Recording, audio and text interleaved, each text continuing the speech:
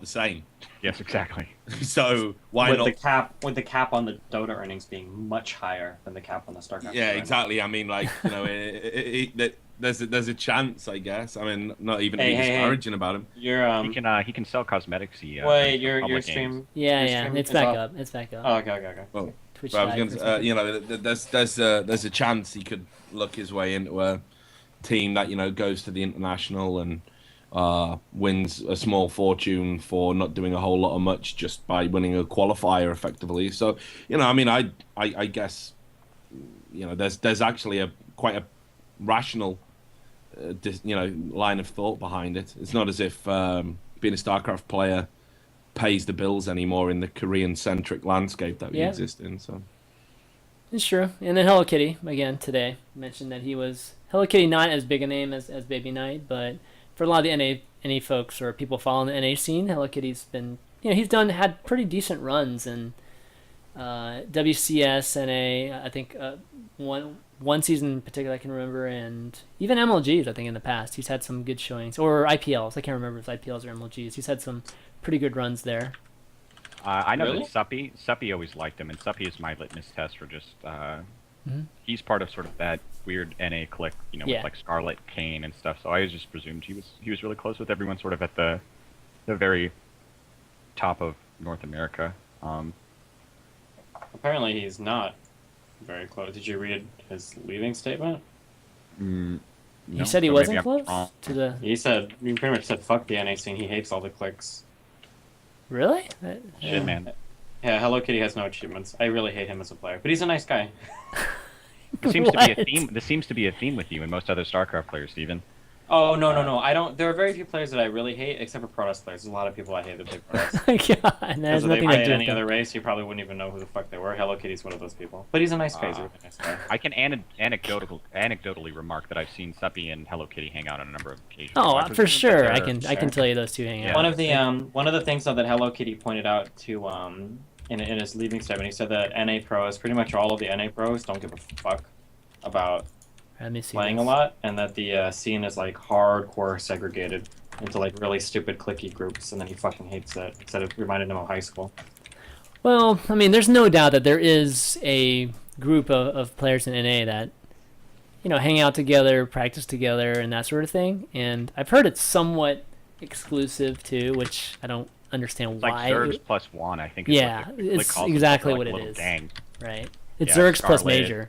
Yeah, Zergs That's plus exactly Major. what it is. It's Tenderlisk, Suppy, Scarlet, Big Wani on the scene. Big one, exactly. I don't know why you would ever have like exclusive click in NA, but apparently maybe that's what he's referring to. Hard to get in that for, you know, that group of folks or that little clique. But he's not Zerg, so that's probably the main reason. There's no Protoss representatives in there. But yeah, anyways, it's going to be, you know, he was a Fnatic player for a while now, and again, another person deciding to retire for whatever reason, just, I guess, life catching up with him. And kind of brings us to Clarity Gaming also closing, too. Do you know much about that? Any of you guys know much behind that? I mean, there was obviously that statement. But... Yeah, there was not a lot said in that statement. It was, I mean, there were words on an internet website, but it didn't really explain much. They were one of the teams that you kind of hoped for when they first came out. They had that house in New York, and I think no one ever knew how they were going to pay for that. Dragon was actually on their team for a little bit. They had Shu. I'm trying to remember all these players. I mean, it's just part of sort of the death knell. Like if you're not at the absolute top in North America, or maybe even StarCraft as a whole now, it's just very difficult to be a StarCraft business. And they didn't go into other games, from my understanding, but I may be incorrect about that. So.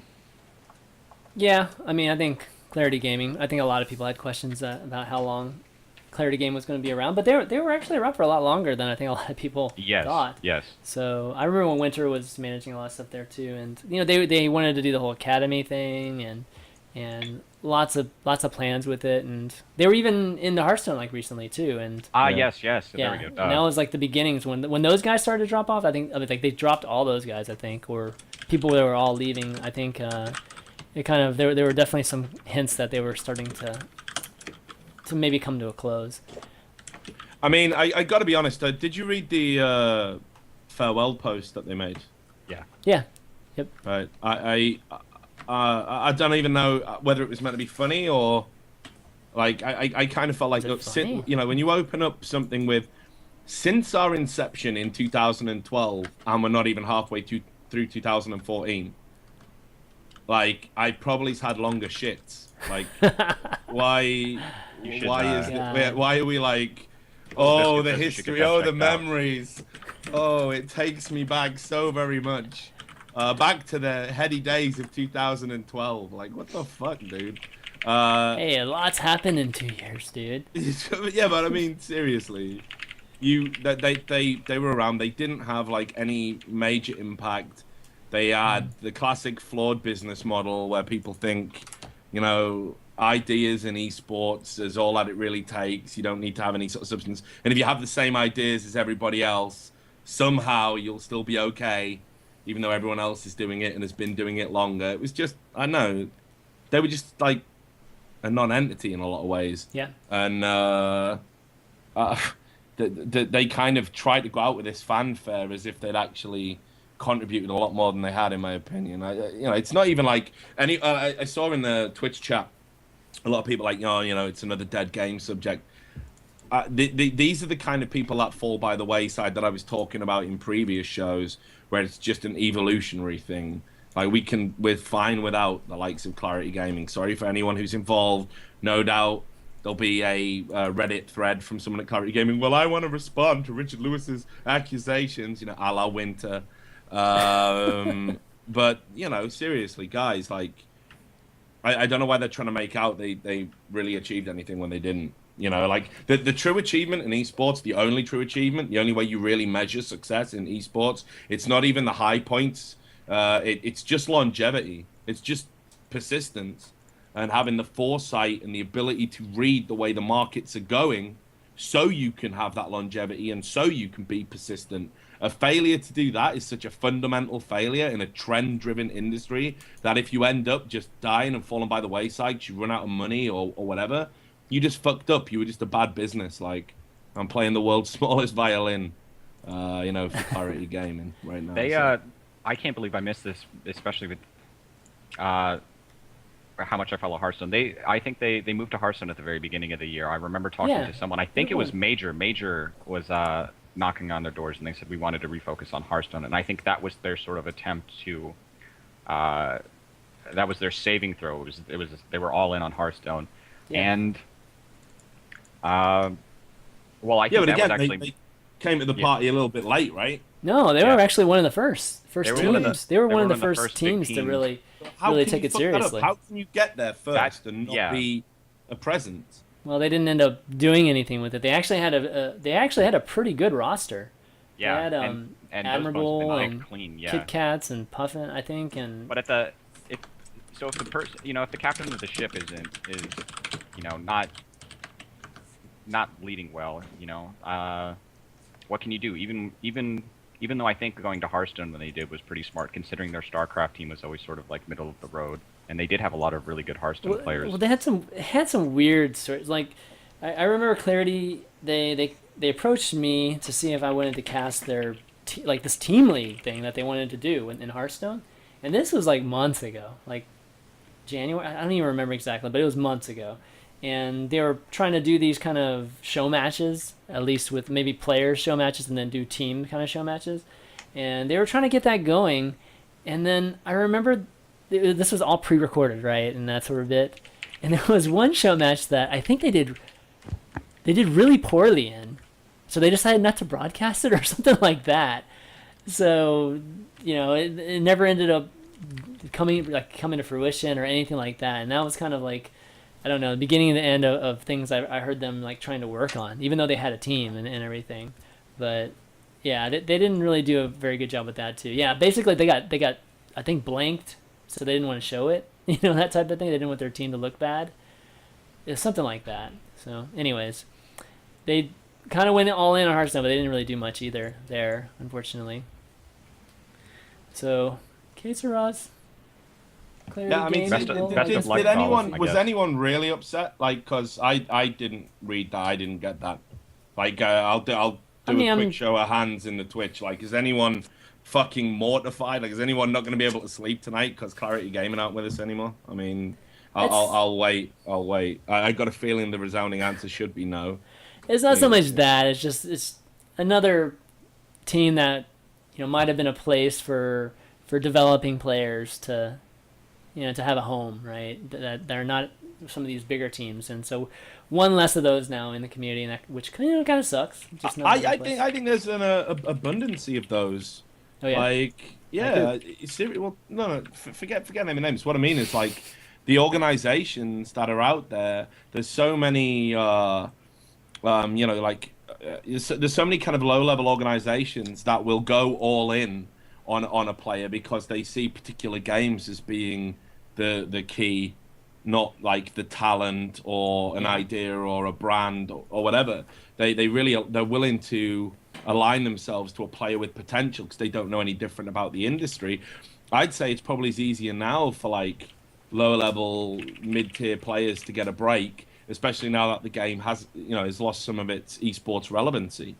Not a lot, just enough that I think there's definitely a chance there for burgeoning talent because the organizations are only really going to invest in that now. It's that, or you pay some dude who's been around for ages a shit ton of money to play and probably not get you many results. That's if you can even meet his estimation of himself because he's still living like it was 2010. I know. I think if you're smart, you can pick up like talent that's going to get you a reasonable return for not a lot of investment. You just have to do your homework.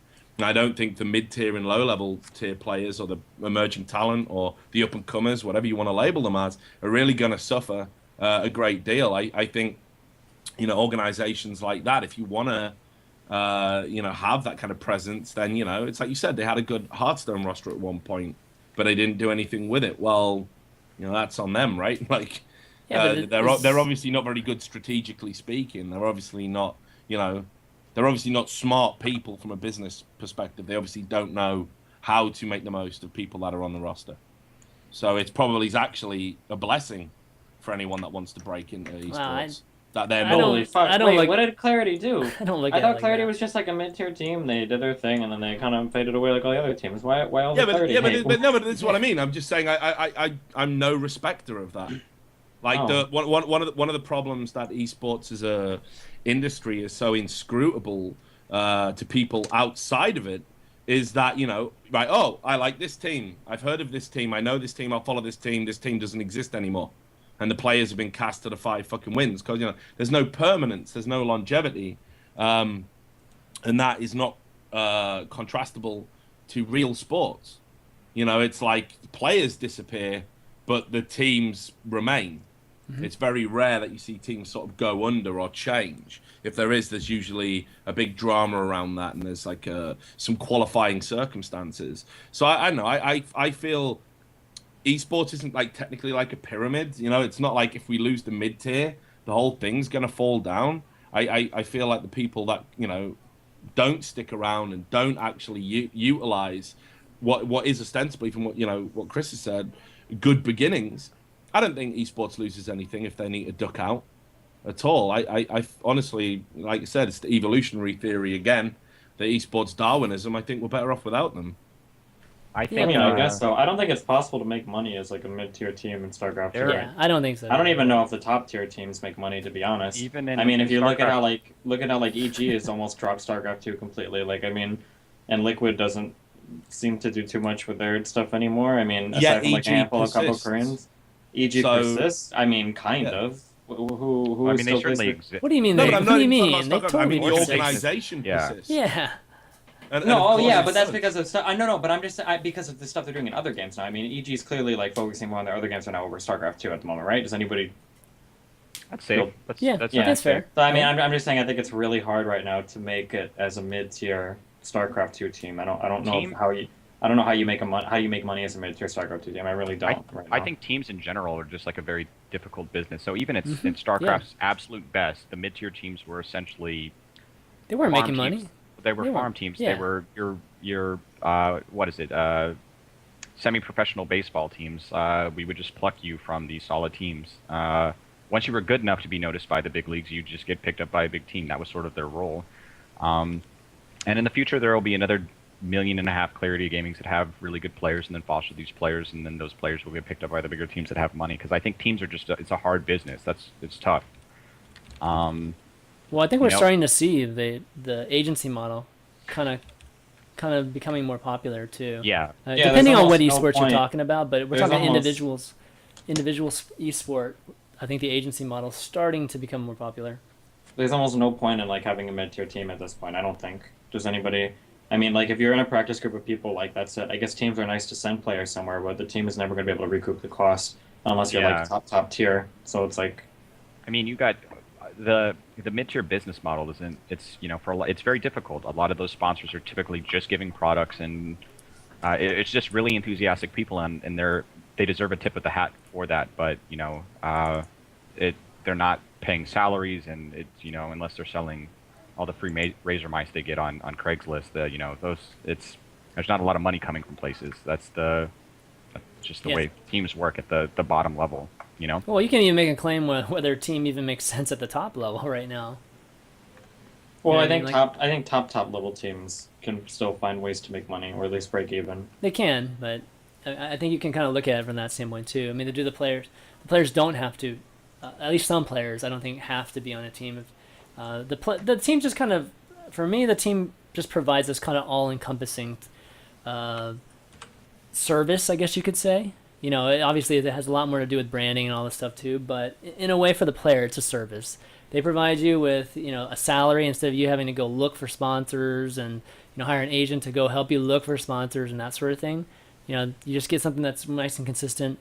Don't have to worry about any of that stuff. The team kind of takes care of it all for you, and that's pretty much what they facilitate. But anything more than that, I don't know. I mean, I don't think they... Well, I mean, what you just described is nice from a player's perspective, but what I'm saying is that if you're a team in StarCraft 2, like, you can't justify any of that anymore. You can't pay people salaries, even shitty salaries. You can't pay people's travel. Like, where do you recoup your money on? Unless you're a top-tier team. Like, how do you pick up, quote-unquote, up-and-comers in a game where people don't even watch for the game anymore, but they watch because of people they like? How do you pick up, like, up-and-comers in that environment and try to, like, make any kind of money at all doing that? Like, it's not possible right now in this game. In StarCraft 2, or it's no longer possible at least. Well, I think what you do is you have to kind of take it for what it is. Like if you're going to pin all your hopes on an up and comer, right? Then yeah, obviously you're fucked. I mean, because like you say, the environment isn't there to sort of create the personality and the attention that you need to see a return on it. But I know I still think I've seen examples of big organizations picking up lesser players, unknown players. And big organizations. I'm just talking about mid-level teams. Like but what I mean is like that, right? I'm not just saying it's a big organization picks them up. It's that they then eventually kind of transition into being an established player. I don't think necessarily you need to be part of a big organization for that to happen. It's just visibility. That if you keep going to the tournaments as a up and comer, eventually you're not an up and comer anymore. And if you actually get that one good run, and it seems that a lot of players in StarCraft. In the current meta especially, play for the streak. You have that perfect storm where you have that one tournament and you do well, and then everyone sits up and pays attention. That can happen whether you're at a mid-tier organization or not, provided they can cash enough checks to get you to the event.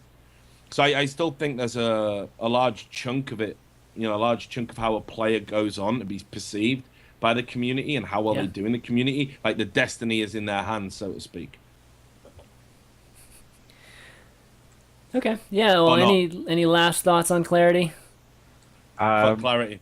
All right. I thought Clarity was cool. I know a couple of people with him. I really like Shu, man. Shu's he's a cool guy. I'm trying to remember if I knew anyone else. Yeah, he was nice. He's always hilarious at events. But yeah, I think esports moves on. I think the moment of silence was very, very small when we found out that they had moved on to the great beyond.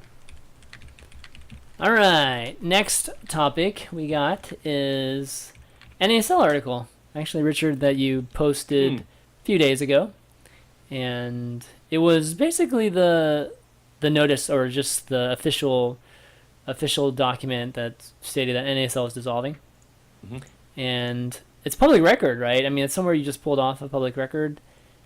So I actually got it from a source. oh, did you get it from a source? Okay. Yeah, I I'm a hack, so obviously I wouldn't do anything like go digging in public records. Oh my God.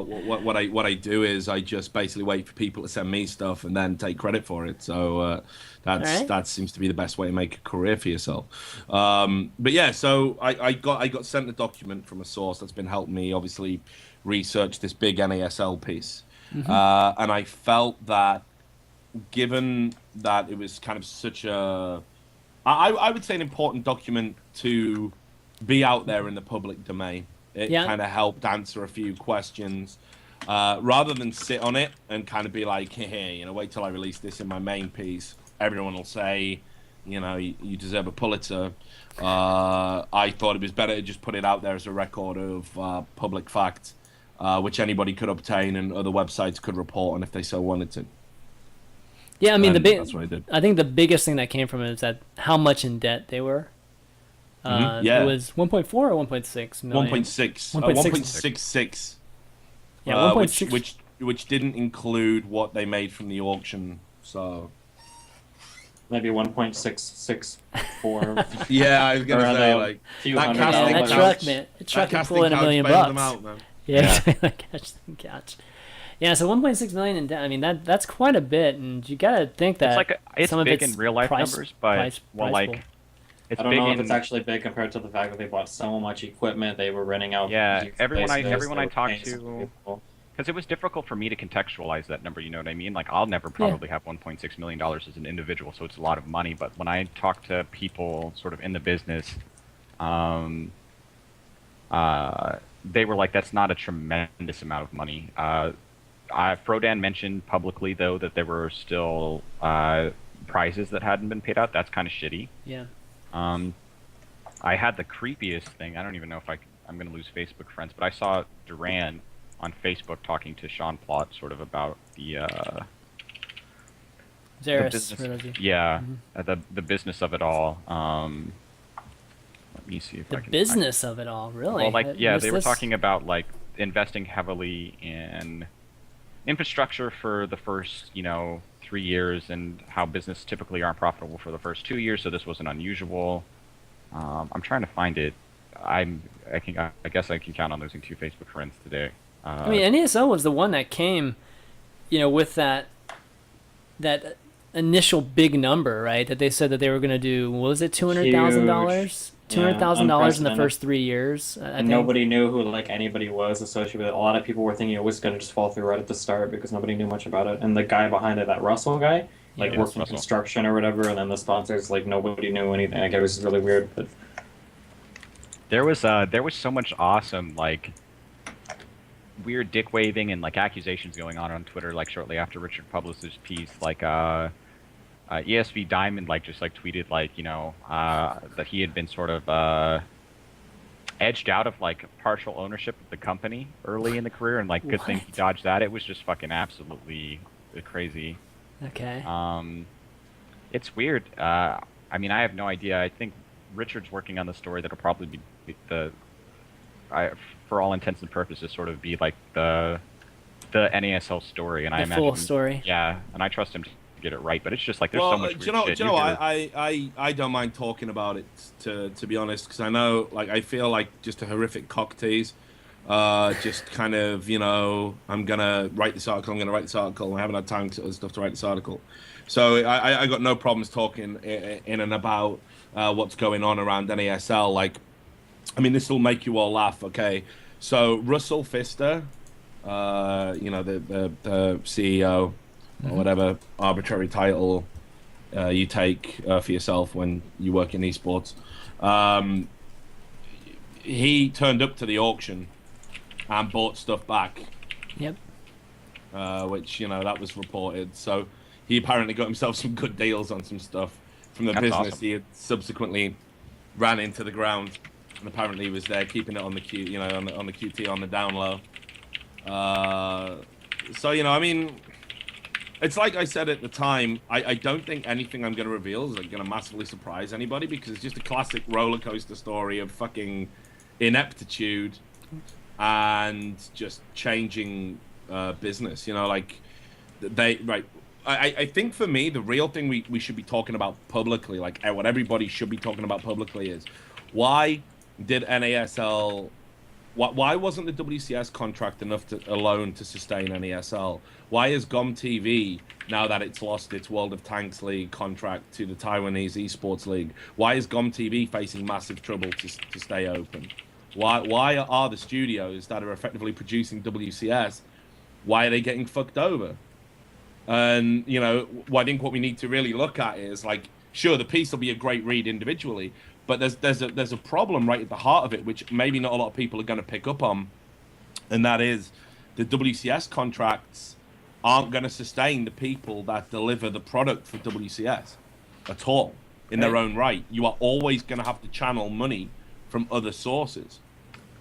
Always. That's the way it's set up. I mean, Blizzard completely fucked GOM over because, again, when I was doing my research about the rocky road ahead for GOM, as my wonderful working title, you know, like they insisted that first of all, it was Blizzard's insistence that GOM TV had to give the VODs free for 720p, and when their whole business model was based around subscribers, and they had 20,000 at one point at $20 a pop. If you can get 720 for free, you're not going to pay that for 1080. You know, agreed. right? So that was Blizzard's insistence. They also insisted that they had to split time with OGN. So the problem you've got, like, that relates to NASL, sure, there was some mad ineptitude. I think they didn't realize the numbers. I think they felt World of Tanks and Wargaming were going to operate a particular way. Wargaming have stated that at the end of every year or the end of every few seasons or whatever, they're going to reach out to other people and say, can you do us a better deal? Can you offer us a better product? As a matter of course. And NASL got caught out not expecting that to happen. GOM appeared to have been caught out not expecting that to happen. But Wargaming are doing what's absolutely right for their product and their game. And their contracts are extremely lucrative. Let's talk about where that contract is now. Yeah, okay. So the only way a WCS contract can work appears to be on the evidence if it's in tandem with something like that. Yeah, but talking about where those contracts are now, I mean, they're all with ESL, right? Mm-hmm.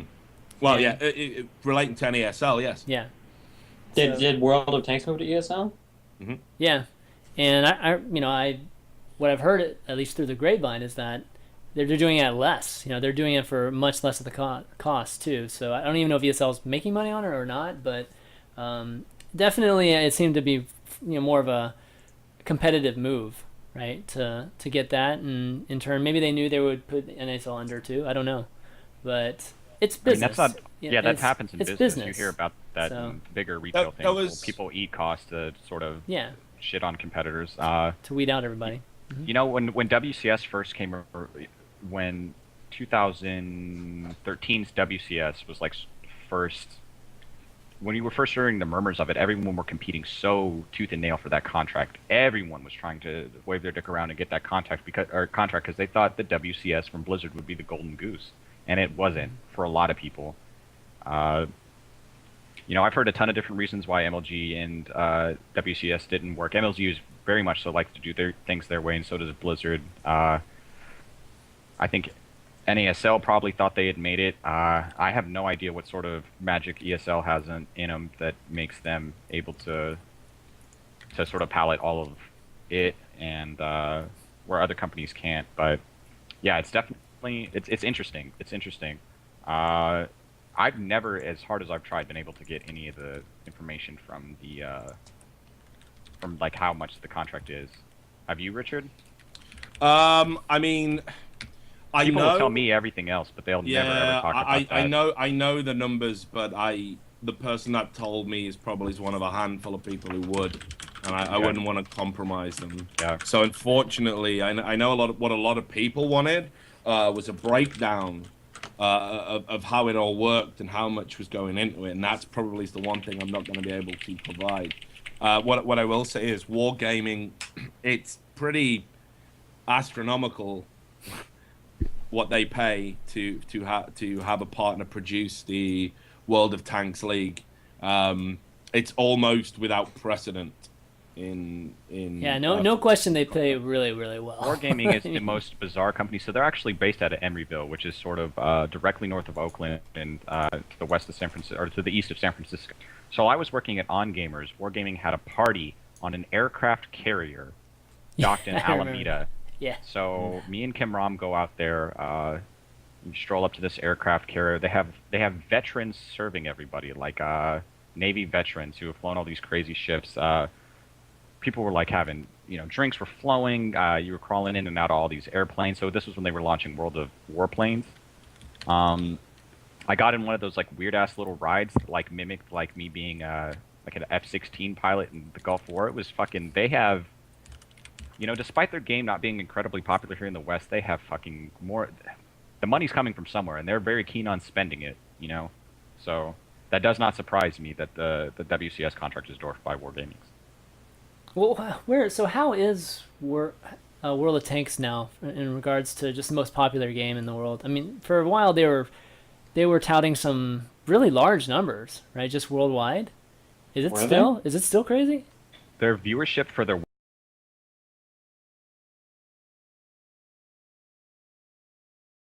Eastern Europe as a game. Yeah, it's like the most popular game. Like Yeah. over Really? there. Are there numbers on that anywhere? Someone linked it. There is an article that went around like that their microtransactions earn them a lot of money, and it's.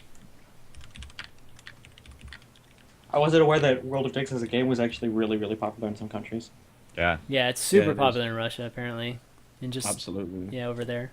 I mean, it's not just Russia. I mean, there's a lot of Eastern Europeans, Eastern European countries, Central European countries, Poland. I mean, I'm told it's actually quite popular in Germany, as well, based on the numbers. But as you sort of transition It's pretty crazy further too. across, yeah. I mean, I've never understood it. I make no bones about it. I've never understood the popularity, be it as a game or a spectator, Yeah. I don't know how you watch experience. it. I mean, Yeah, I could I see get it. playing it and it could be fun with your friends and stuff, but it's so slow paced that I heard a lot of the math is where it's really interesting, just the game and just how you're specing your tanks and that sort of thing. But gosh, it's so slow paced. I don't know how people watch it. Okay. Anyways, final thoughts on NASL? I mean, look, there's so much going on there. Honestly, it's. I don't know why it kind of falls on me to be the guy to dig it all out, because there's people that are better qualified. Certainly wouldn't have had to do anywhere near as much digging. A lot of people have hid behind the whole NDA thing. Yep. What people need to remember is, if for any reason a contract has been invalidated by one party, be it through non-payment of money or reneging on any other agreement, the NDA part of the contract doesn't hold up either. An entire contract is invalidated the minute one party invalidates one aspect of that contract. That's a little basic thing that I would expect more people to know. So it's kind of a bit galling that that the whole story hasn't really come out now, because literally there's people out there that could just dish the whole thing. I definitely feel sorry for some of the people that have ended up who were at NASL that have ended up at ESGN and having similar shit happen to them again. Oh man! Like those guys. Next article. Yeah, those guys are really unlucky, dude. Like it's what's the expression? They could fall into a pram full of tits and come up sucking their thumb, I believe is the old British adage. What? I've never heard that before. Never heard that. That's awesome, though. That is awesome. That's a British phrase, which I think is strangely appropriate, but also inappropriate, if you get what I'm saying. Because I never used the word tits to describe breasts, obviously, because I'm a man and not sexist or whatever. But so yeah. I just think like a lot of people as well were making out like the 1.6 isn't a big amount, and they're kind of right. But I think it's like what you need to think about is that with all the assets that they had, some of which were perhaps moved laterally across from Hero level, the kind of parent company, to kind of pay off some of the debts, they still only had $1,100 in cash. Yeah, in their bank. In the bank at the time of their liquidation.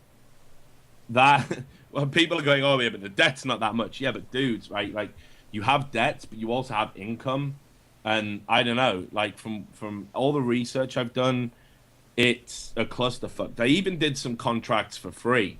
I mean, it's just honestly, it seems like a ridiculous way to run a business. I had people telling me, that certain executives within the company would think nothing of going out and to be flash, order a lobster or whatever, and run up a $500 bar tab in like a few hours for a business meeting. And this is all verified by people that I absolutely trust and people who were close to it.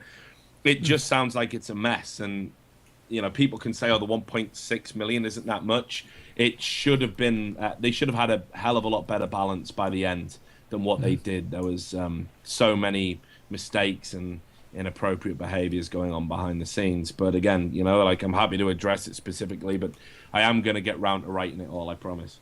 I think the first season they got WCS, so that would have been WCS Season 2 last year.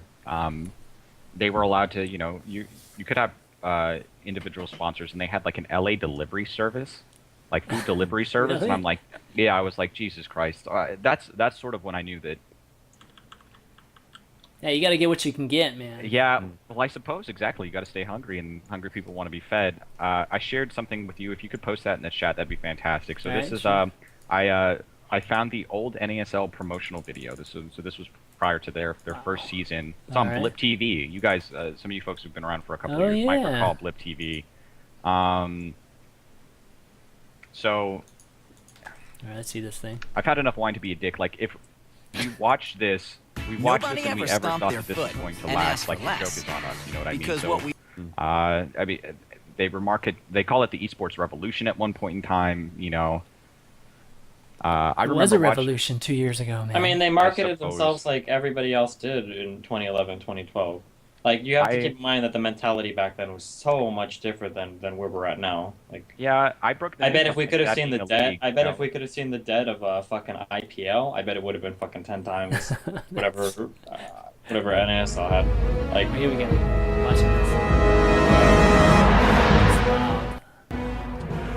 Look at this. I think it's like Star Wars or something. It's got blurry text though. I just remember the first, what was it, Clash of the Titans with Jinro and Idra, and Jeff is casting in like one of our toasts. Well, that was a cool event. Come on. That was horribly. The audio was not matched. Do you remember that shit? Like, was it? I don't even remember. Yeah, that. The audio was off sync by several seconds. It was just. I remember Greg not giving a shit about that match at all, but. All right. Well, if a new age began, as they said, it would in the video. It has certainly ended. Right. All right. Well, why don't we take a quick break, guys, and then we'll go into some more. So we'll be right back.